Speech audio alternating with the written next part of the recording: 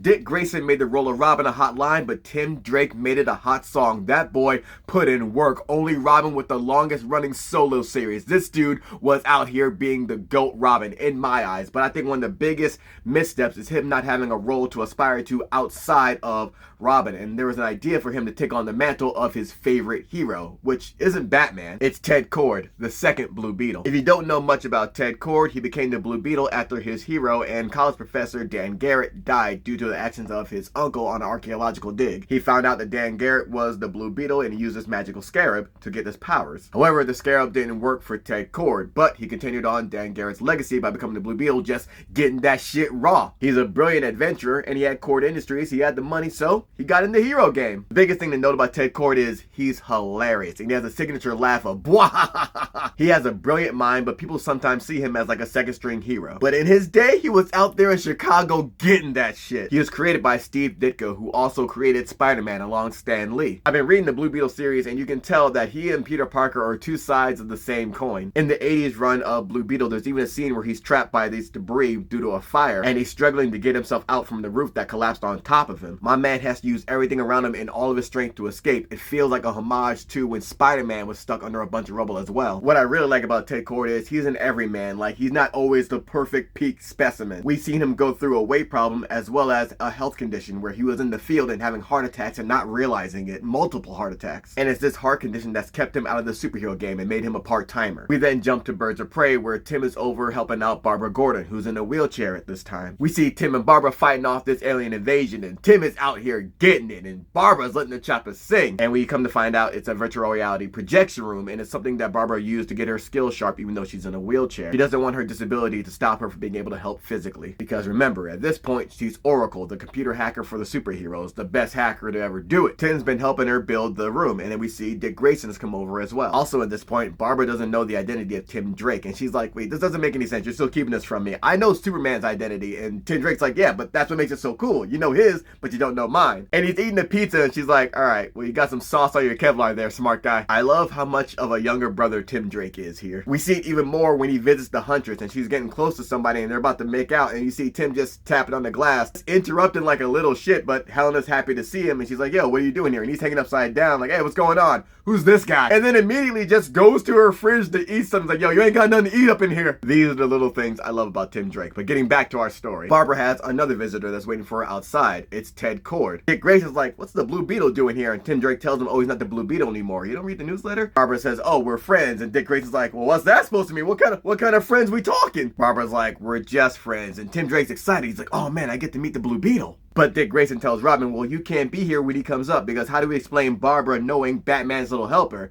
Barbara's like, it's okay, he knows I'm Oracle. Ted Kord has actually been helping out Barbara Gordon with the Birds of Prey because he's a great inventor and a computer wizard. Barbara then tells both Dick and Tim, you both can't be here when he comes up. Dick's like, why? And Tim says, because how do we explain how Dick Grayson also knows Batman's little helper? That's why he's a smart Robin. Dick Grayson's like, okay, I'll stay and we don't talk shop then. Tim is upset. He's like, I want to meet the Blue Beetle. Dick Grayson's saying, you said he wasn't the Blue Beetle anymore. Barbara's letting him know, yo, I can't leave him outside. One of you's got to go. Dick Grayson tried to pull rank and told Robin, hey, any other room, boy wonder. Tim Drake said, no. I love this little scene because, again, he's like a little brother, but this is the first time that I'm seeing him stand up to Nightwing. Like, nah, you're not pulling rank on me. This also shows just how important it is for Tim Drake to meet Ted Kord, so much so that he's willing to stand up to Nightwing, which makes Dick Grayson say, oh, you little shit. Barbara gets Ted and says, oh, I have company upstairs. Ted's like, anyone I know? And she says, well, we'll see when we get up there. We see Robin is there, and she introduces Robin to Ted Kord, and Ted Kord to Robin. And Robin is, this boy is fanboy, and he's like, oh my God, the Blue Beetle. Meanwhile, Dick is in the projection room just hating. My man's like,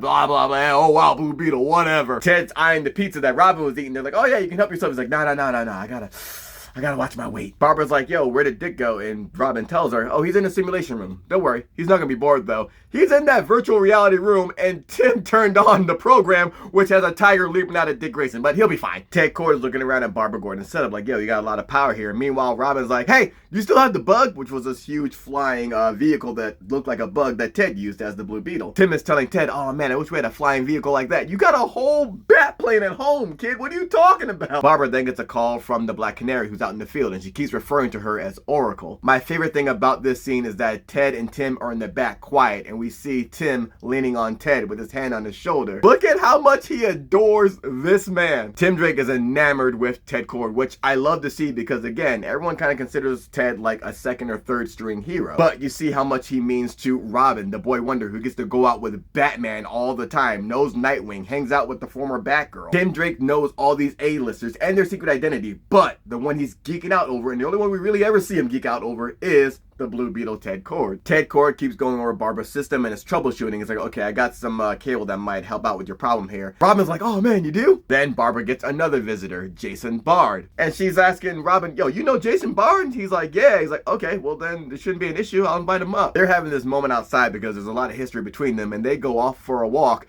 Meanwhile, Ted and Tim are still upstairs watching this on the monitor, and Ted's like, she's not coming back, is she? Tim saying, not for a while, looks like. It should also be noted there was a will they, won't they thing going on between Ted Kord and Barbara Gordon because they knew each other through, they were AOL Instant Messenger buddies for a while before they revealed each other's identities. Ted's like, all right, I'll show myself out. Robin runs after this man like, oh, I'll come with you, Ted. I love it.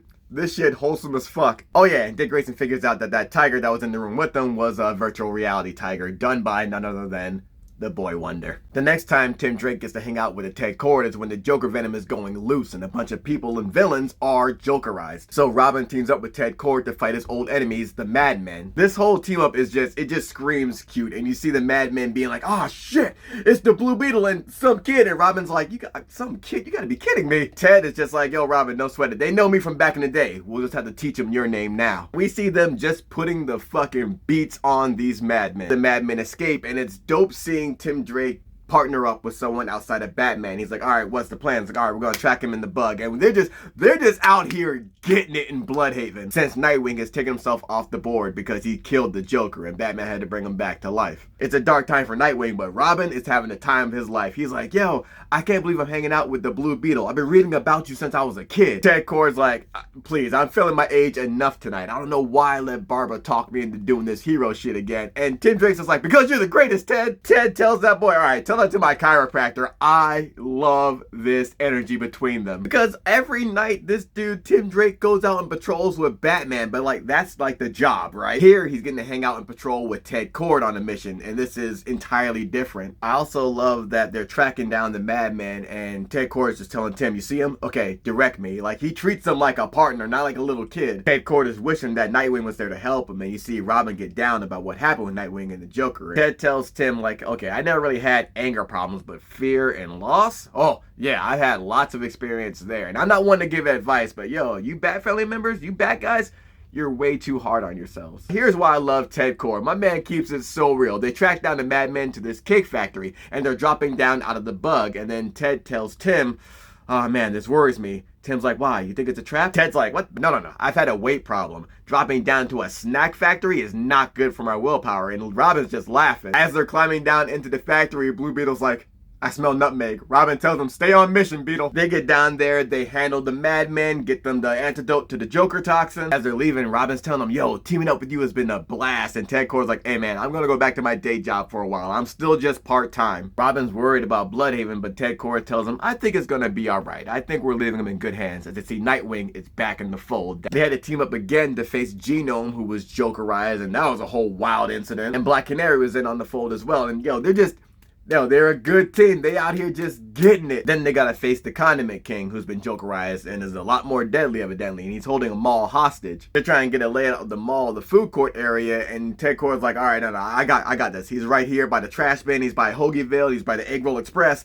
He's right in the center of them. And they're like, yo, you saw all that from your binoculars? He's like, no, I came here a lot. 40 pounds ago. They go down there and Condiment King gives them a fight, but it's a wacky type adventure and they take him down. The writer behind this was Chuck Dixon. He had an idea for Tim Drake and Blue Beetle Ted Kord. His idea was for Ted Kord to set up this like organization of Blue Beetles around the globe. And he was going to give an internship to Tim Drake, who was no longer being with Batman because of issues at home financially, which would have given us Tim Drake as the third Blue Beetle and under the tutelage of Ted Kord. And this should have happened. It got nixed and we got Batman Incorporated instead. I think that was a mistake because Damien Wayne came along and became Robin. It seemed like there was no plan for Tim Drake as Robin. We saw him become Red Robin, which was Not a great name, but we're here. Him trying to go through with that identity. And then we saw him going with the Drake identity and a whole new outfit. Neither one of those really stuck. And now he's back in the role of Robin, sharing it alongside Damien Wayne. For me, this feels like a step back where this dude did so much for Robin. He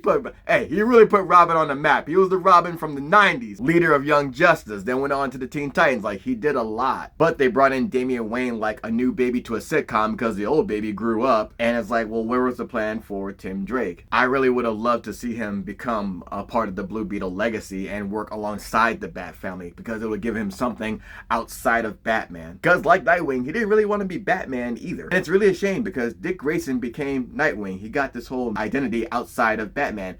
Tim Drake should have gotten the same thing and not just like Red Robin or Drake, which is still part of his name, which is not really good for a secret identity. If he became a Blue Beetle, that would have solved this issue he has now, where he's kind of just like in limbo and feels like he's reverted back because he's a Robin again. But the problem with that is, if that did happen, who's to say we still got Jaime Reyes as the Blue Beetle? And you can't wipe Jaime out like that because he has one of the best comic book runs and debuts in the game. His 2006 series was peak. And his 2023 titles, The Graduation and Blue Beetle title, feels like they finally captured that magic from the first run and made it brighter with way more culture and dark-skinned people. It is beautiful. Now, as for Tim, I do wish he became a Blue Beetle and worked alongside Jaime or something like that. I wish he had something of his own. But I'm glad we got to see him and know that he's such a fanboy for the Blue Beetle Ted Kord, and that Blue Beetle Ted Kord is his favorite hero, even over Batman. But really, I'm hopeful that Tim Drake will find something outside of Robin, a mantle and an identity for his own, and maybe even Ted Kord is somebody that can help with that, since he's such a fanboy of the dude.